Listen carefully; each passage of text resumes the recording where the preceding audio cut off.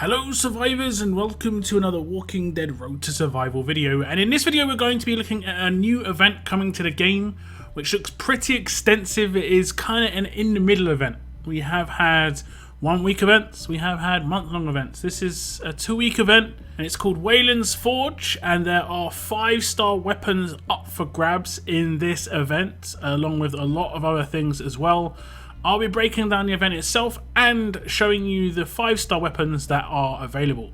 So first off, we will just read through the introduction. It says Waylands Forge. Remember Wayland? Big dude, blacksmith at Hilltop, likes putting spikes on things, made that oversized sword last year, offered to mod your mods with explosive results a few months back. Well, you guessed it, he's back again. This time even we have to admit that he's acting a bit strange. He has been working non-stop in his forge, crafting all sorts of exceptional weapons, and has now re-emerged with a challenge.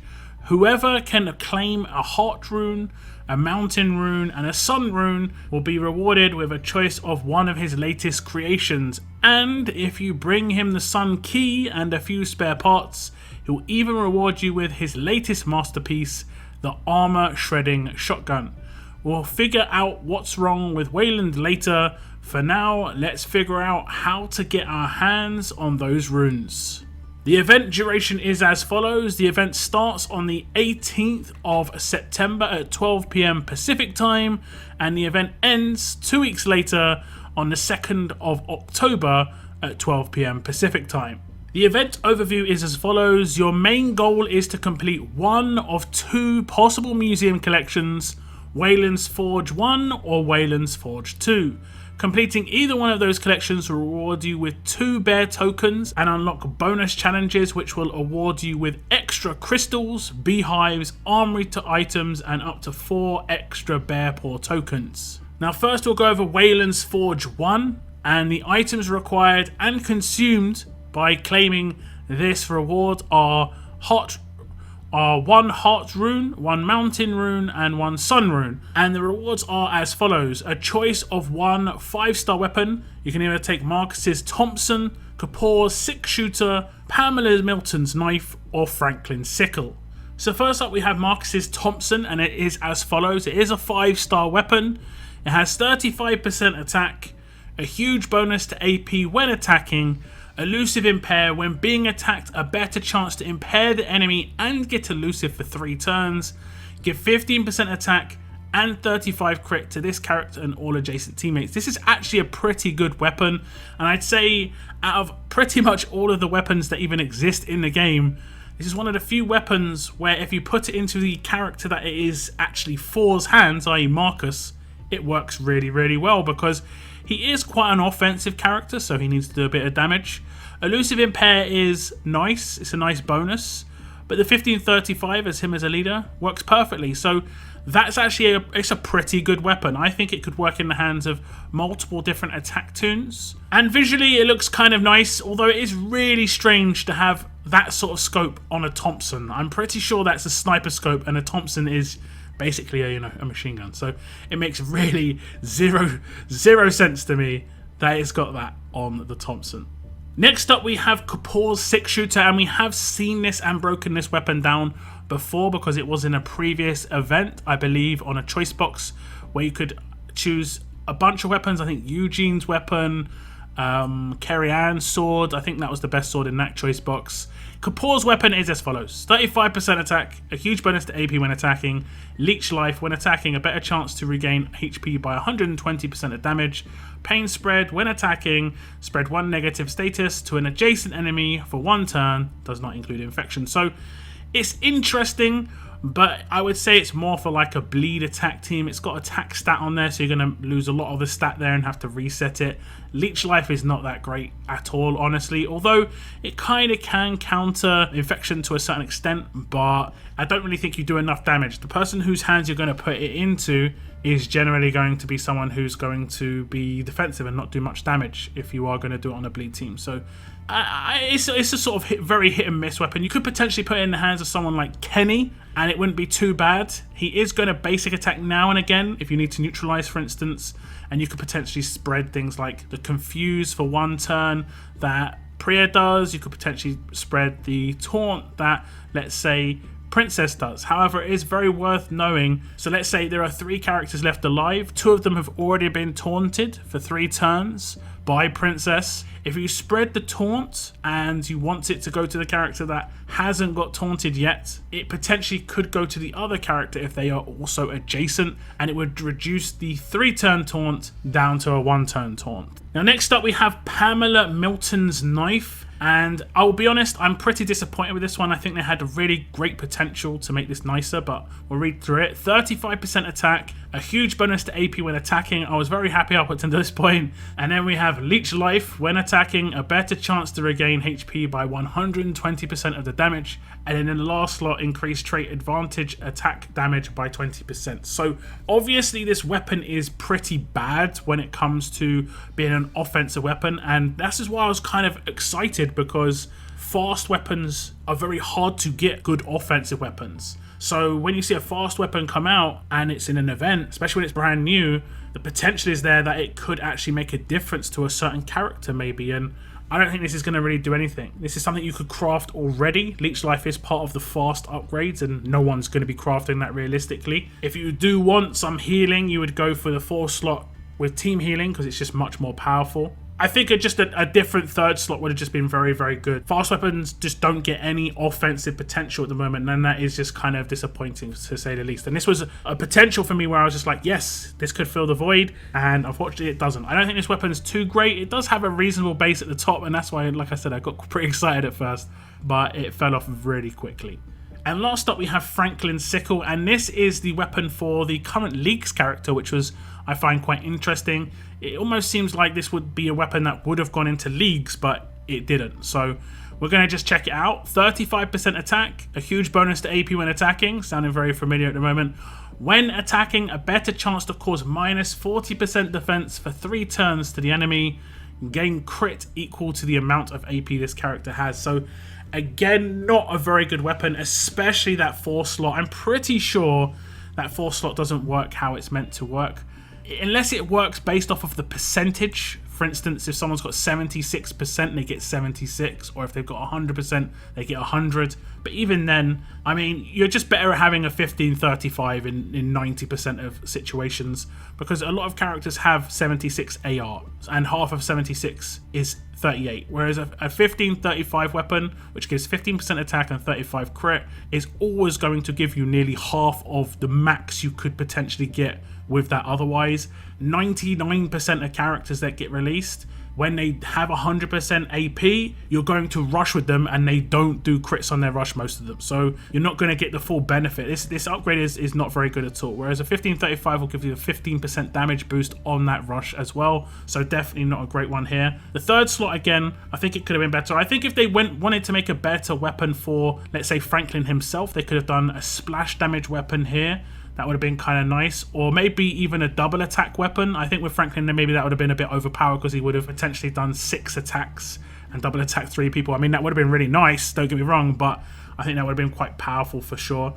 I think 15-35 would have been the minimum in the 3rd slot, or maybe they could have done something else, I'm not really sure. But seeing as this started quite offensively, it then went to quite, I don't know, a support weapon in the 3rd slot, and then honestly the 4th slot just does nothing, sadly. But the weapon, it looks kind of cool, and I do like the fact that there is one weapon of each trait, so everybody gets to have a nice choice there. Personally, out of those first 4 weapons, the one that catches my eye, without a doubt, is going to be the Thompson of Marcus. That will work in a number of characters' hands, and realistically it'll be a weapon that's more likely to work in more characters' hands in the future, whereas these niche weapons on the side, potentially maybe Kapoors could work in certain characters' hands now and in the future, but the other weapons rely on a very specific character to come out, and of course you actually getting them. So not the most fantastic choice of weapons there, but at least I think one of them is actually decent. So if I got this particular hand in, I'd definitely go for the Marcus Thompson. I could potentially think about the Kapoor 6-shooter,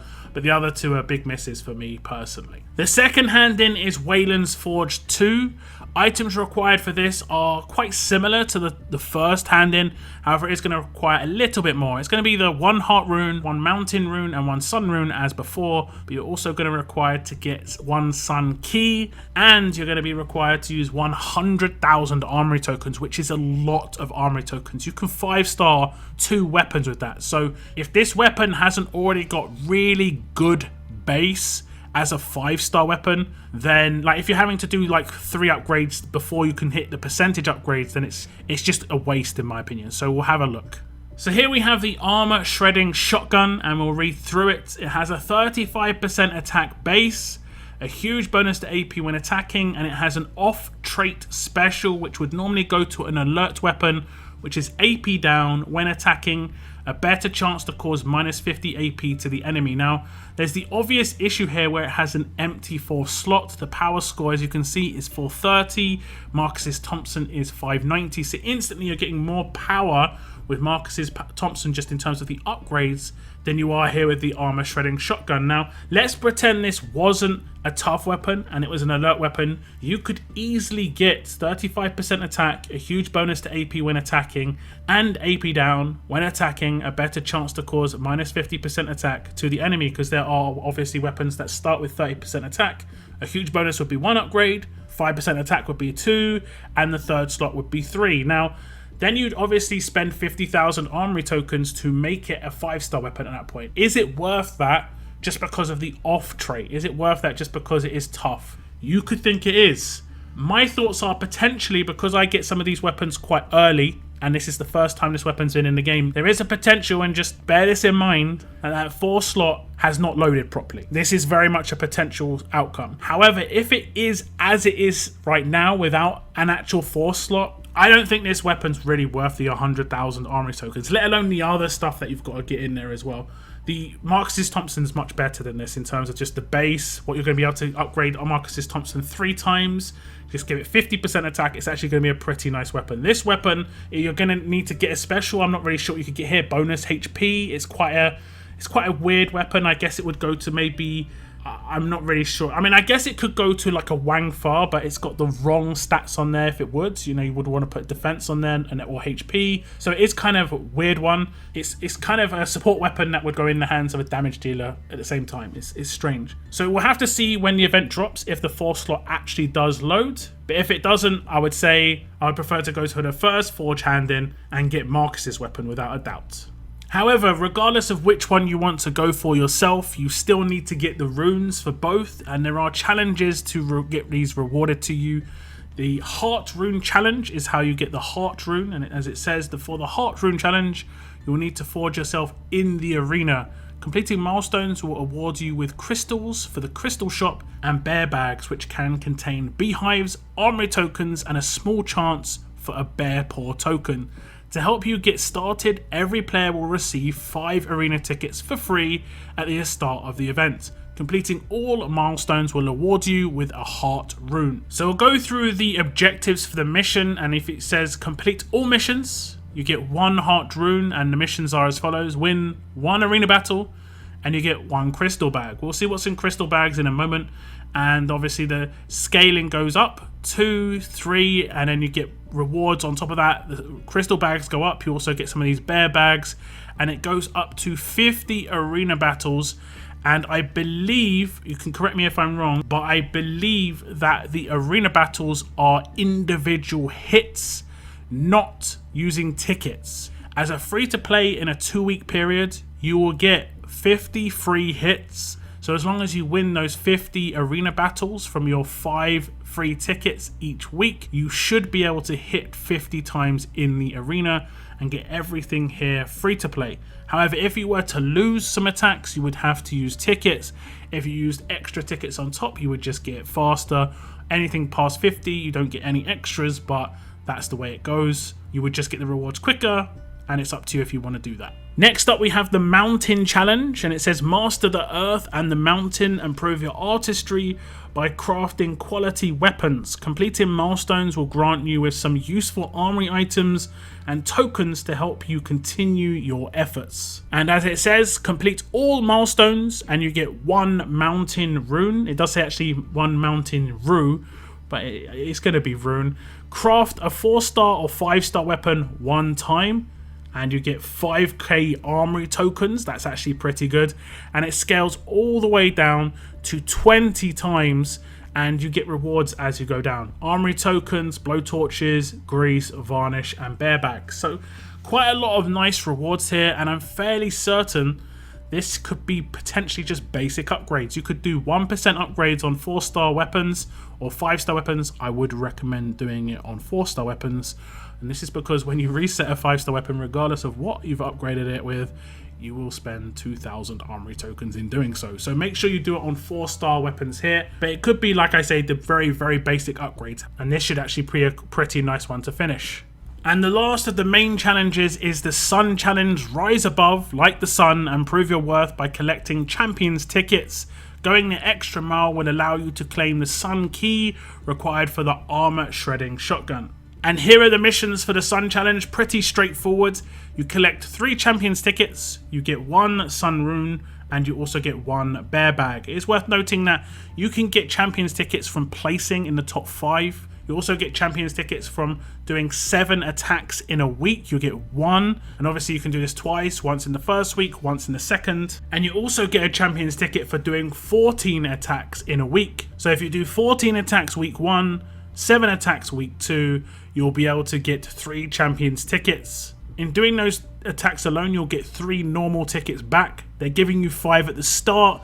So you're not actually going to be using a huge amount of your own tickets in that situation. You're probably going to be using somewhere in the region of 3 or 4. And in this one, it isn't about winning, it's just about actually doing the entries. So you don't necessarily have to hit super well to actually achieve this mission and get the Sun Rune and the bear bag. However, the second one, you will have to place a few times to get the Sun Key, and that will be able to get you the armor shredding shotgun. Now, I did say previously that that 4 slot might not be loaded yet, and the more I think about it, the more it just sounds more and more like it isn't, because this is called an armor shredding shotgun, and if we remember back to the actual weapon itself, it did not actually shred armor at all. So the 4 slot must load, right? It must load. I can't think of how it wouldn't otherwise. I mean, I guess we'll find out soon enough. Now, there are some bonus challenges, and it says once you redeem any one of the event's collections, you will automatically unlock 2 bonus challenges. And it is as follows: complete all milestones, you get 5 engine grease, 5 varnish, 5 blowtorches, and it is about using armory tokens. I think it goes up to 150k armory tokens, so you can get some extra bear paw tokens, beehives, more bear paw tokens on top, and then there's the bonus arena challenges. As you can see, from completing all the milestones again, you get blowtorch, engine grease, varnish, and you get a lot of these crystal bags. You have to enter the arena a lot of times and get another, how many is this going to be? 100?